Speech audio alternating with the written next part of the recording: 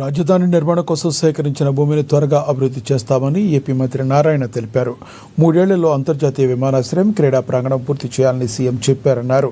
తుళ్లూరు మండలం వడ్డెమ్మానులో 2వ విడత భూ సమీకరణ ప్రక్రియను ప్రారంభించిన సందర్భంగా మంత్రి మాట్లాడారు.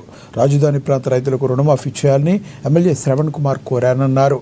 ఈ నెల 6వ తేదీ వరకు తీసుకున్న రుణాలను మాఫీ చేస్తామని మంత్రి ప్రకటించారు. 1.50 లక్షల వరకు దీన్ని వర్తింపచేస్తామని తెలిపారు. రైతులు కౌలు పెంచేందుకు సీఎం ప్రాథమికంగా అంగీకరించారని మంత్రి తెలియజేశారు. జగన్కు ప్రజలు బుద్ధి చెప్పారు అని ఎమ్మెల్యే శ్రవణ్ కుమార్ అన్నారు.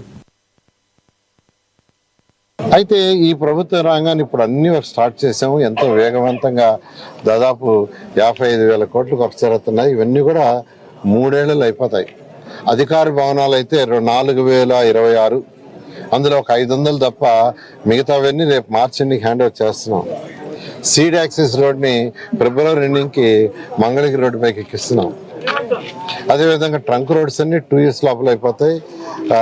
లేఅవుట్స్ రోడ్స్ 2.5 years, ఐకానిక్ మొత్తం 3 years పడుతుంది. అయితే కొత్తగా ఏదైతే ఇప్పుడు ల్యాండ్ పుల్లింగ్ తీసుకుంటున్నామో అక్కడ వాళ్ళందరూ ఇలా డిలే అయితే ఎట్లా సార్ మాకు అంటే, దానికి యాక్చువల్గా ముఖ్యమంత్రి గారితో చెప్పడం జరిగింది.